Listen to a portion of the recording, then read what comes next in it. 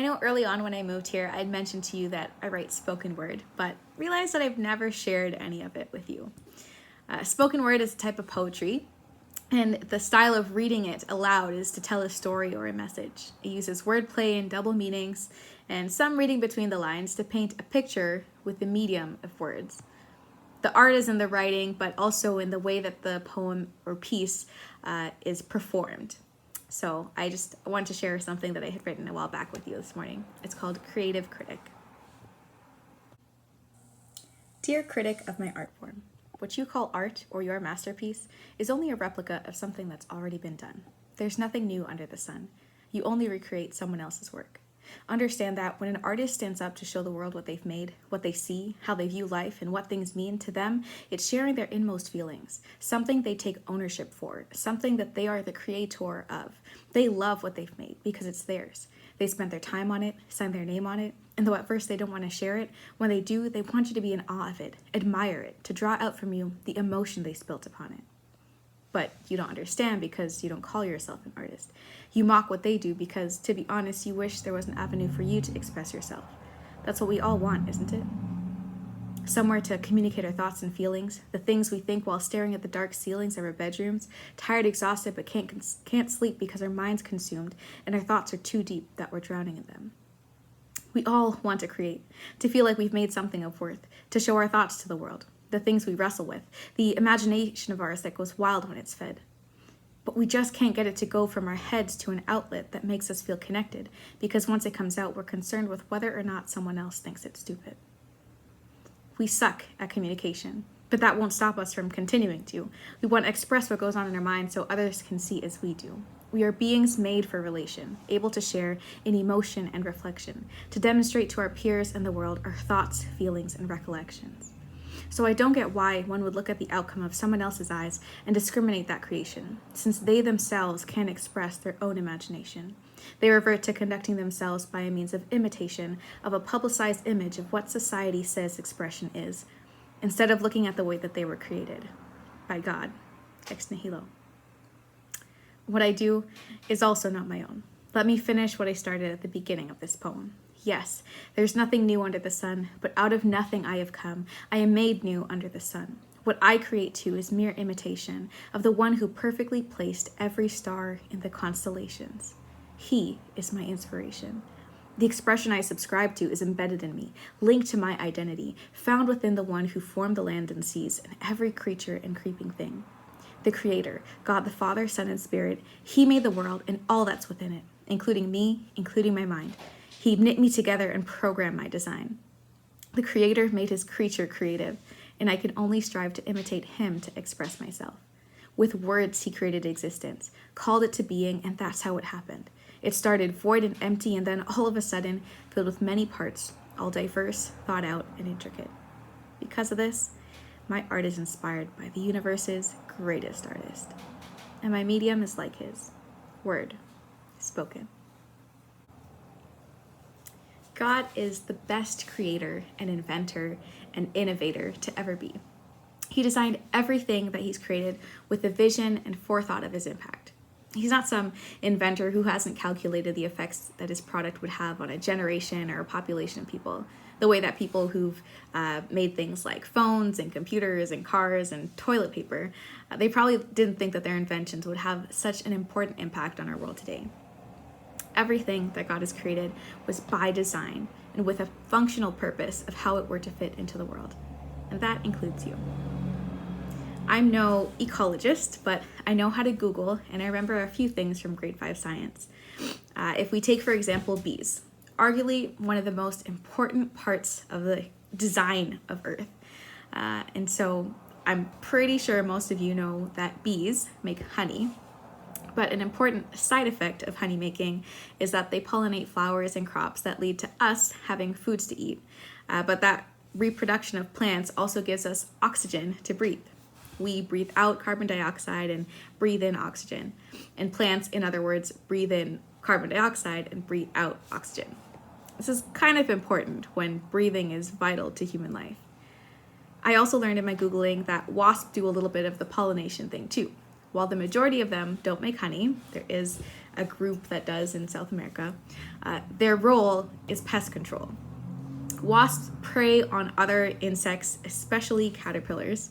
And though caterpillars later turn into butterflies, and those help with pollination as well, caterpillars can be destructive to plants, which can be bad for us since we need plants for food and oxygen.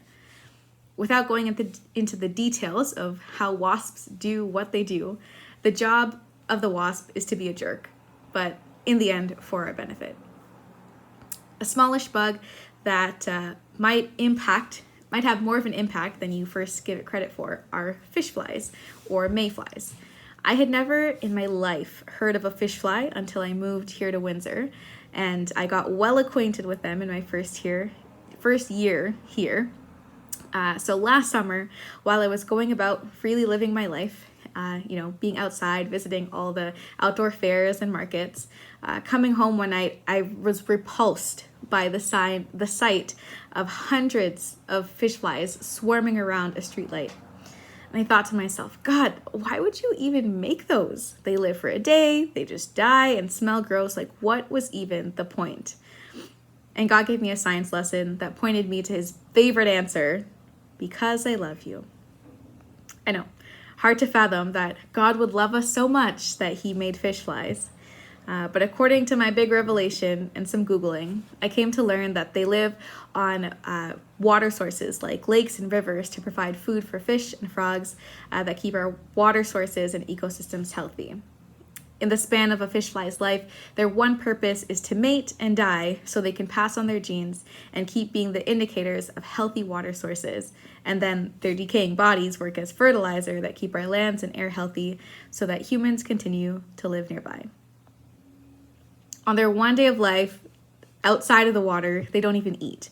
They don't do any sightseeing, they don't make memories, they don't have a story or anything.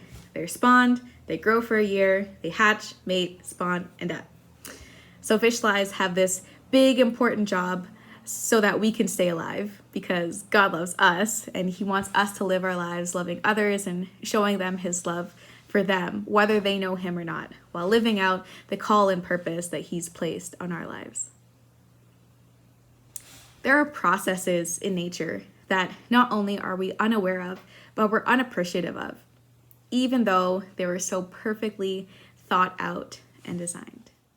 I want to encourage and challenge you this morning and the rest of the week to ask God to daily reveal to you something that was seemingly small that had a different impact or outcome for your day or for your life. I do this thing regularly now after the whole complaining about the fish flies thing. Where when I start to see them coming out in May and June, I start to pray and thank you, God, for the fish flies before I fall asleep. They become a reminder for me of God's love, of his goodness, and of his attention to detail. Maybe the bug examples don't do it for you. Maybe you're squeamish and can't wait for me to talk about something not insect related. Let's turn to Acts 9, 1-19. Meanwhile, Saul was still breathing out murderous threats against the Lord's disciples. He went to the high priest and asked him for letters to the synagogues in Damascus, so that if he found any there who belonged to the way, or who were Christian, whether men or women, he might take them as prisoners to Jerusalem. As he neared Damascus on his journey, suddenly a light from heaven flashed around him. He fell to the ground and heard a voice say to him, "Saul, Saul, why do you persecute me?" "Who are you, Lord?" Saul asked. "I am Jesus, who you are persecuting," he replied. "Now get up and go into the city, and you'll be told what you must do." The men traveling with Saul stood there speechless. They heard the sound, but did not see anyone. Saul got up from the ground, but when he opened his eyes, he could see nothing. So they led him by the hand to Damascus. For 3 days he was blind and did not eat or drink anything. In Damascus there was a disciple named Ananias. The Lord called to him in a vision, "Ananias." "Yes, Lord," he answered. The Lord told him, "Go to the house of Judas on Straight Street. Ask for a man from Tarsus named Saul, for he is praying.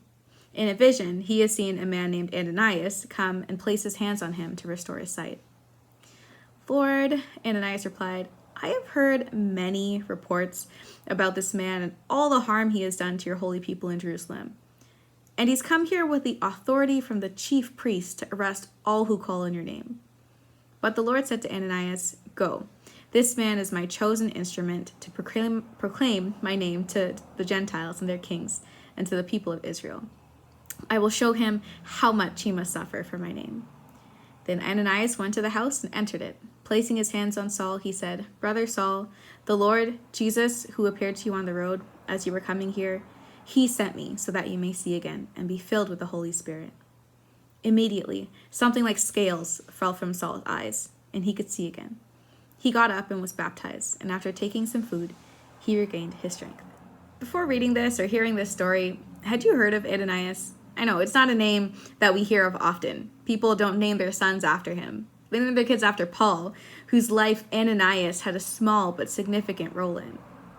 Ananias is like the fish fly of our story. And I know I might have just introduced you to him, and the fish fly analogy is no real compliment. However, Ananias has this small moment of obedience that's instrumental to Paul's conversion story, and thus the history of the church and the church in the world today. With the authority of the chief priests, imagine the damage that Saul could have done to the early church. That may have been the history of church history. Not to discount the lives of all of those who had been martyred, but the names on Saul's successful kills list could have been much longer had he not been met by God, and then had Ananias not been obedient to act as the follow-up to the encounter. Anytime we hear a story or watch a movie, we tend to pick a character that we most relate to. So there may be 3 hearers of the story today. One group of you might see yourself as Paul in the story. You aspire to be the one to impact thousands of people with the story of how Jesus changed your life. One group of you might see yourself as Ananias. You just want to be obedient to God when he calls on you. You don't care to make history or anything, or even have your name mentioned by those whose lives you've impacted. You'd be honored just to have the kind of influence on the person that would come after you. And the third group of you may see yourselves as never being able to have an impact like either Paul or Ananias. And I need you to know today that you are here by God's design. He looked on all of the time periods of human history, this far, and all of the time of human history to come, and he chose right now, right here, for you. If God can use a fish fly, how much more can he use you? Maybe the difference between you and a fish fly is that a fish fly knows its purpose. It prepares its whole life. It's so ingrained in its DNA that the moment it comes out of the water, it gets right to doing what it was created for. Maybe you've bought into the lie that because God is so big and grand and vast and powerful, in comparison to you, you're too small for him to care about. You need to know that that is a lie. Your being here today is by design. Your custom order, handcrafted. The psalmist says in Psalm 119:73, "Your hands made me and formed me. Give me understanding to learn your commands."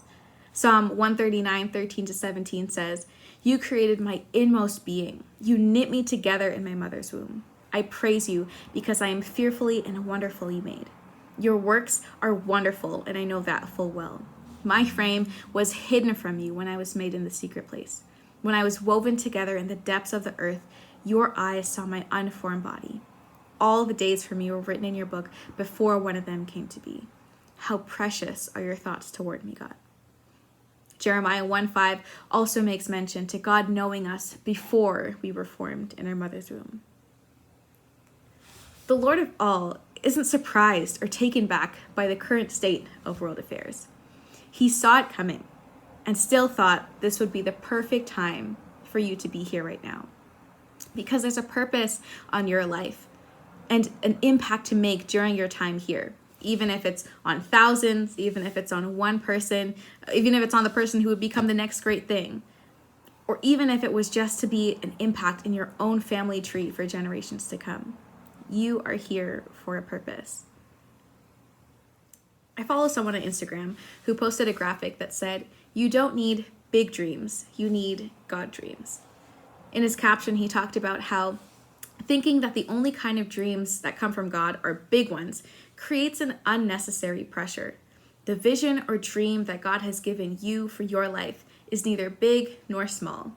It's yours, and it should never be compared to those around you. Things take time. I've come to learn in my 25 years of life that God doesn't work in our time. He works all things together for the good of those who love and believe in him. But he does this outside the realm of our time zones and timelines. I've heard some way out there conspiracies on how time is a social construct, and I only joke about it in that context when I show up late to things. But God isn't considerate of our 5-year plans. He cares for us and loves us individually, and he cares for us and loves us as a whole people. His view is both macro and micro.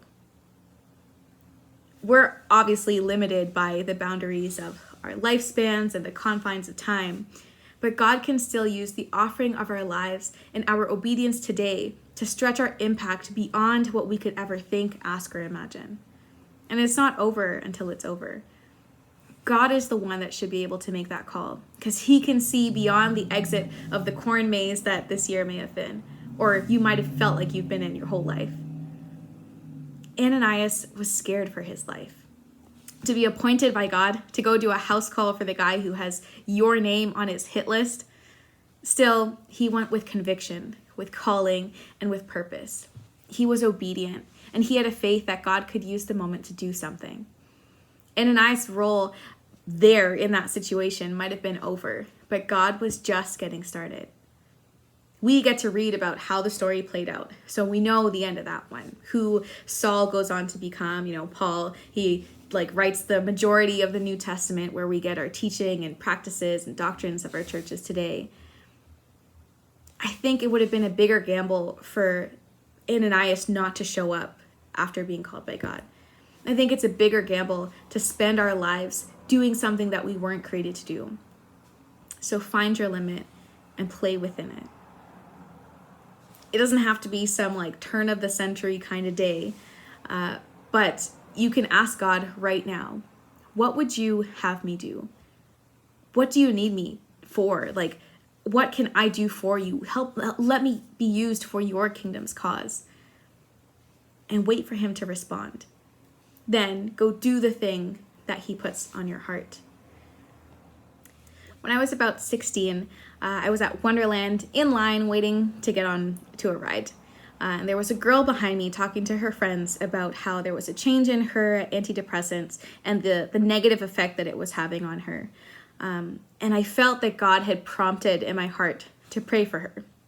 So I, in my head was like, God, I just pray for this girl, right? He's like, no, I mean go talk to her and pray for her in person. I'm like, God, we're at Wonderland right now. I feel like I'm eavesdropping on her conversation. I can't just go talk to her. That's going to be weird. So if you really want me to pray for her, then if we get up to the front of the gate and the gate closes right before we can get onto the ride, then I'll go. Then I'll pray for her. And so waiting for the rest of the ride, of course, get up to the front of the gate. The door closes right before we're supposed to go on.